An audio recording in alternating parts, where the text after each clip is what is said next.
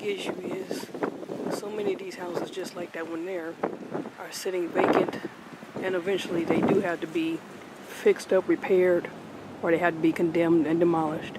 But it only makes the neighborhood look even worse once the house is condemned and no one's living there anymore. And once it's demolished, there will be a vacant lot in its place. This is not the way the city of Cleveland should look, but that's what the city of Cleveland is doing. Our neighborhoods are looking like run down